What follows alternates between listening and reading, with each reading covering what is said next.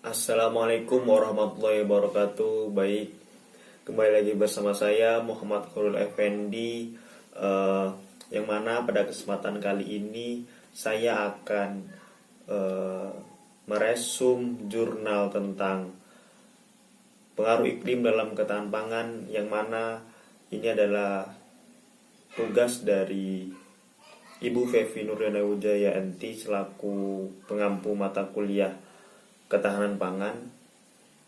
Baik, tanpa berlama-lama langsung aja kita ke topik pembahasan ya teman-teman. Oh iya, perkenalkan, nama saya Muhammad Khairul Effendi. Saya dari Prodi Agribisnis Fakultas Pertanian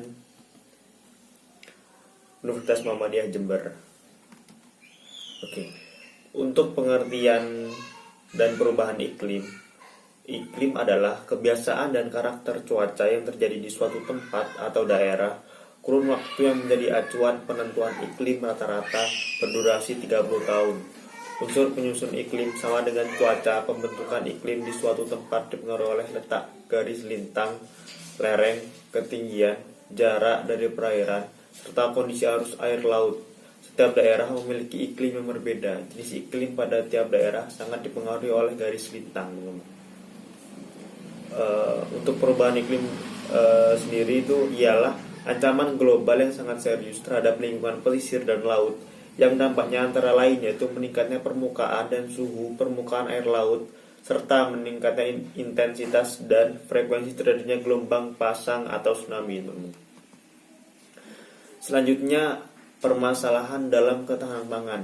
Perubahan iklim tidak hanya mempengaruhi masalah mata pencaharian warga masyarakat, tetapi berdampak lebih luas pada sektor ekonomi, sosial, dan kemanusiaan di masyarakat, teman-teman.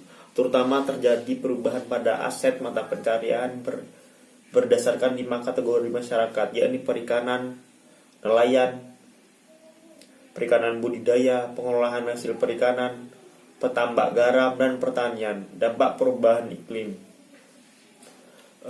Baik, di sini ada pengetahuan komunitas pesisir di Desa Ngampar, Kecamatan Jarwaru, Lombok Timur. Ada sedikit informasi ya, bahwasanya untuk nelayan itu dampaknya ialah peningkatan suhu tinggi, intrusi air laut tinggi, kekeringan tinggi, banjir rendah, rob rendah, gempa bumi rendah, abrasi rendah, peningkatan curah hujan tinggi, pemutihan terumbu karang tinggi, pergeseran musim tinggi. Itu ya teman-teman. Untuk perikanan budidaya, peningkatan suhu tinggi, intrusi air laut tinggi, kekeringan rendah, banjir tinggi, rob rendah, gempa bumi sedang, abrasi rendah, peningkatan curah hujan tinggi, pemutihan terumbu karang sedang, pergeseran musim rendah.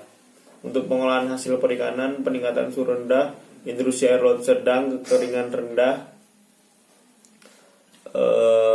rob sedang, gempa bumi sedang, abrasi sedang, peningkatan curah hujan rendah, pemutihan terumbu karang sedang, pergeseran musim rendah.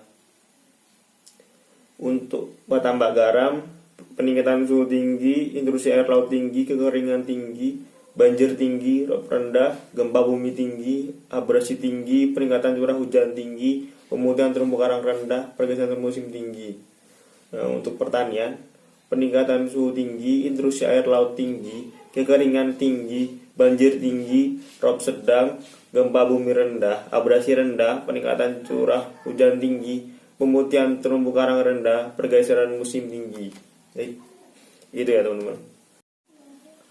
Oke, baik, untuk jurnalnya sendiri itu saya ambil yang berjudul Perubahan Iklim dan Ketahanan Pangan Masyarakat Pesisir, Climate Change and Food Security and Coastal Community. Ini penulisnya Kurnia Novianti, Heni Warsilah, dan Ari Wahyono.